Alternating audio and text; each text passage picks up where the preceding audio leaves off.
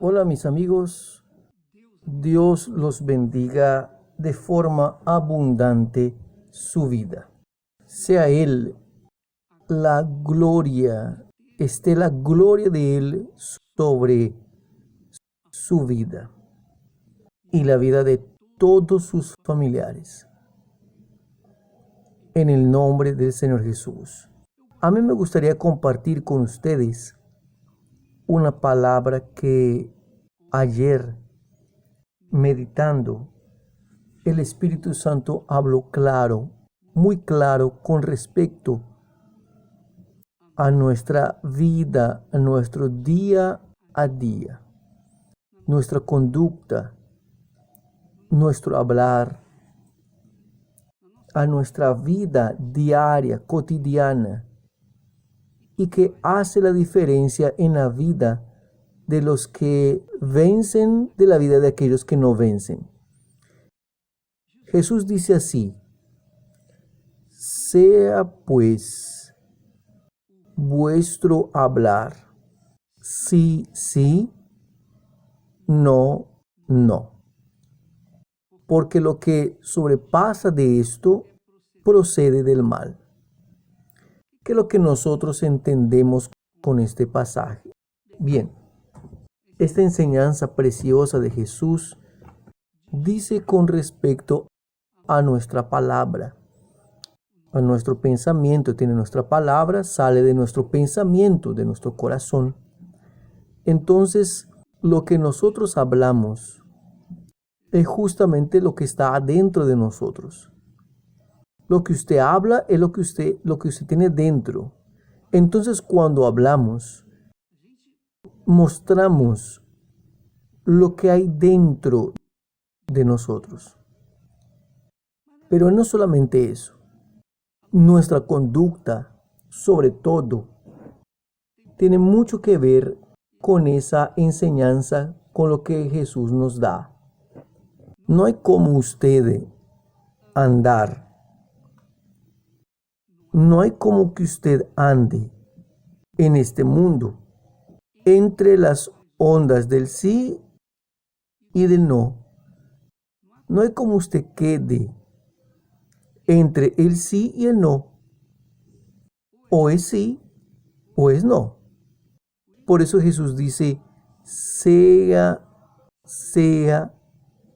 tu palabra, sin embargo, sea vuestro hablar sí, sí o no, no. Quiere decir, nuestra palabra tiene que tener un objetivo. O es sí o es no. Ella tiene que concluir con un sí o con un no. Porque lo que pasa de eso es del mal, es del diablo. Mire solamente, preste atención. ¿Cómo es que podemos vivir el día a día? Siempre, siempre, siempre hablando el sí o el no. Definiendo nuestra vida, definiendo nuestro corazón, nuestra mente.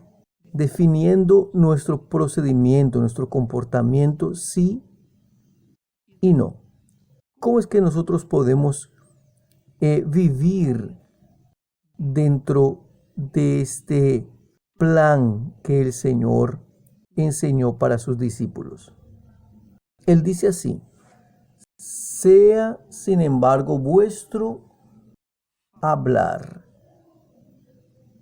Sea, sin embargo, vuestro hablar. Quiere decir, lo que nosotros hablamos tiene que tener una definición.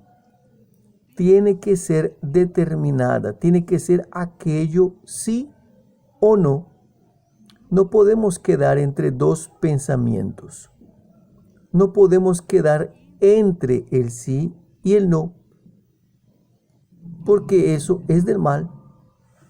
Pero ¿cómo es que yo puedo proceder así, obispo? A veces nosotros quedamos en duda. Yo no sé, eso no es, más o menos, vamos a ver. No, usted tiene que decidir. Si usted no sabe si es sí o si es no, entonces usted queda callado, callada. Es el secreto. Muy bueno eso. Porque si usted habla alguna cosa que genere duda, entonces es claro que usted está en duda. Eso muestra que usted está en duda. Mire solamente. Él dice así, ¿cuál es el secreto? ¿Cuál es el secreto para definirnos? Nosotros tenemos que estar vigilando todo el tiempo. Vigilando todo el tiempo nuestra palabra, nuestra respuesta. Si no sabemos si es sí o si es no, entonces quedemos callados. Pero si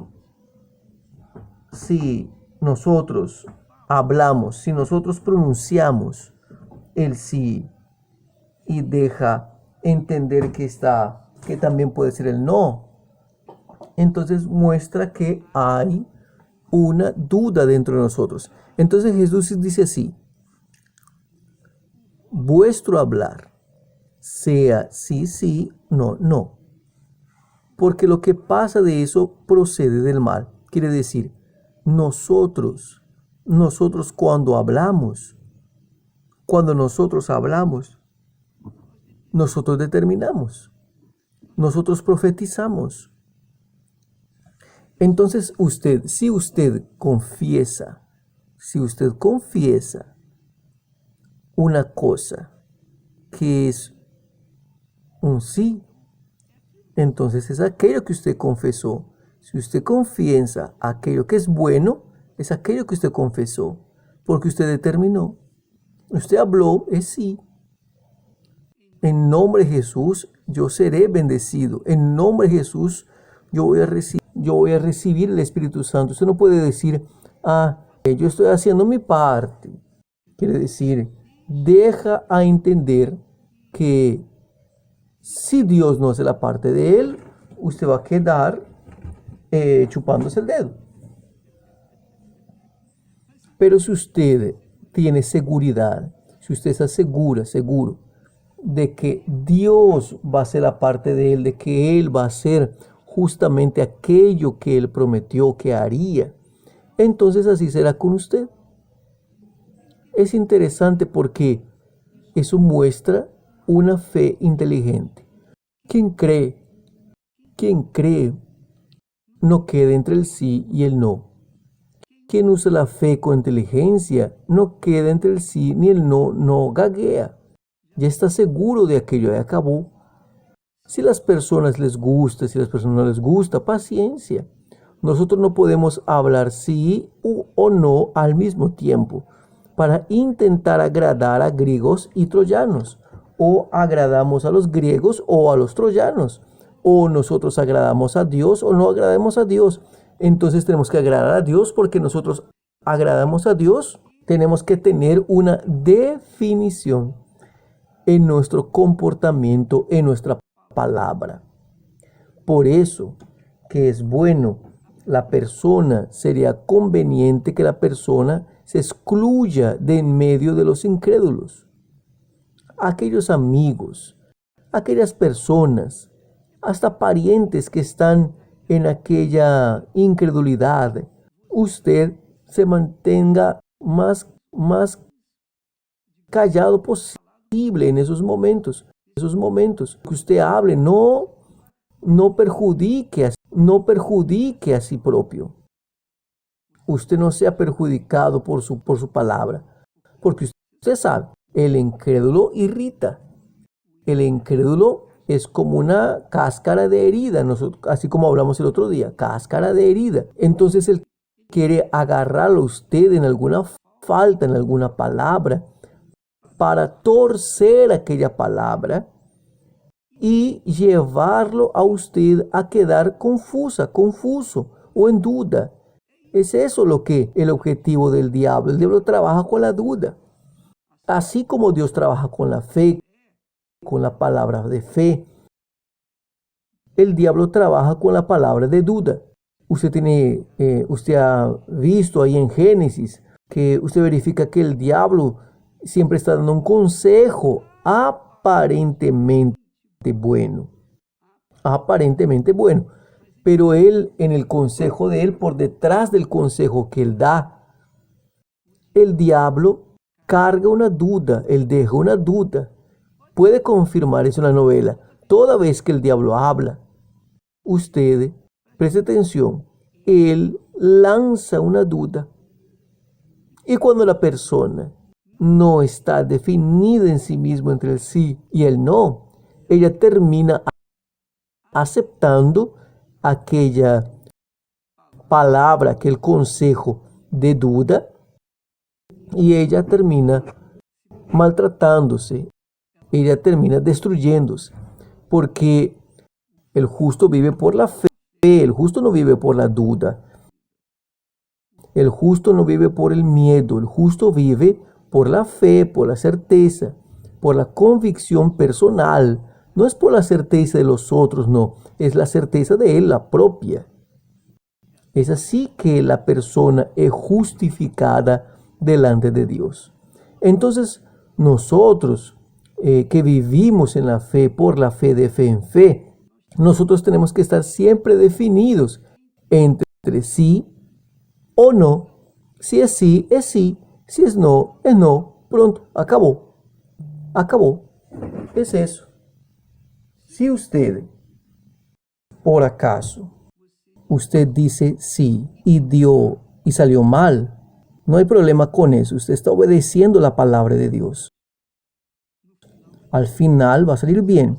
Si usted dice no y sale mal, no se preocupe, porque Dios está viendo su sinceridad y su esfuerzo en querer obedecer su palabra. Pero una cosa es cierta, si usted dice sí o si usted dice no, o uno u otro definitivamente, usted comienza a trabajar en su fe, usted comienza a desenvolver su salvación, porque la salvación tiene que desenvolverla, tenemos que desenvolver nuestra salvación. Y eso lleva tiempo, usted va a tener que aprender los primeros pasos, usted tiene que aprender la fe. Yo aprendí a usar la fe cuando tenía 19 años. Hoy yo estoy con 76, va a ser 57 años. Entonces 57 años que yo estoy aprendiendo. Muchas veces yo digo sí en la certeza que es el sí, pero después dio mal. Pero aún saliendo mal, aquel error que yo cometí se volvió en un acierto. Es muy bueno eso.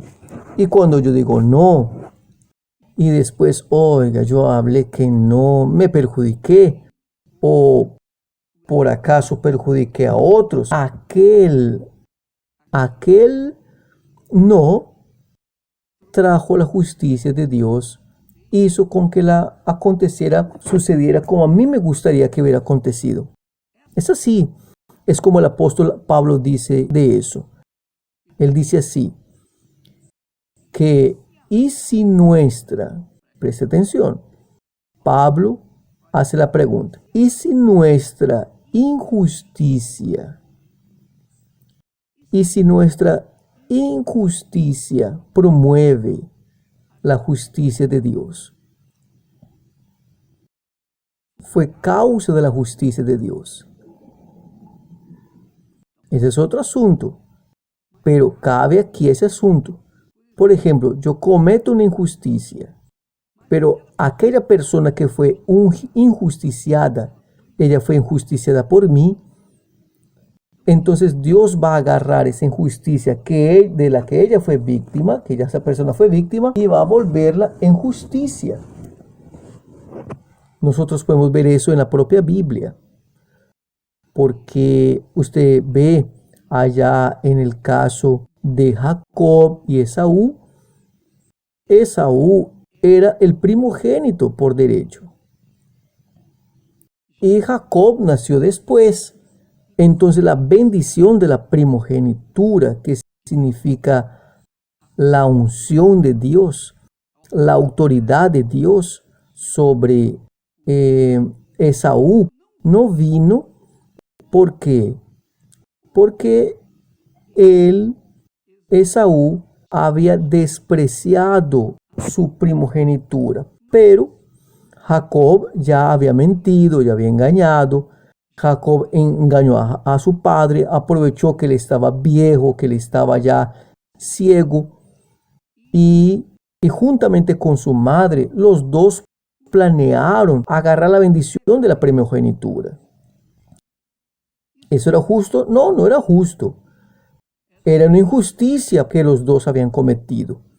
Pero, sin embargo, aquella injusticia fue la voluntad de Dios, porque Dios volvió esa injusticia en justicia, justamente porque el carácter de Saúl era malo delante de los ojos del Señor. Entonces usted va a ver eso a lo largo de la historia de la humanidad. Dios transformó la injusticia humana en justicia. Él hizo no para lo que hizo injusticia, sino para aquel que sufrió la injusticia. Yo me acuerdo, sucedió conmigo varias veces, cuando yo fui injusticiado, fui colocado para un lado, pero yo no quedé corriendo detrás de la justicia.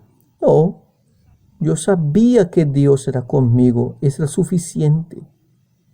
Entonces yo me mantuve firme en la fe, yo no quedé lamentándome, llorando, confesando derrota. Yo no quedé hablando mal de fulano, de Beltrano. Él me injustició, él me injustició. No, no. Yo mantuve mi fe firme en mi Señor.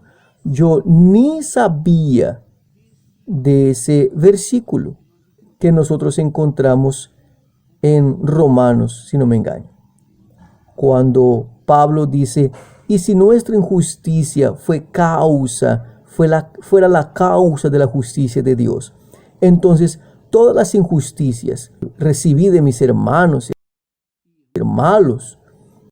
y amigos se volvieron en justicia.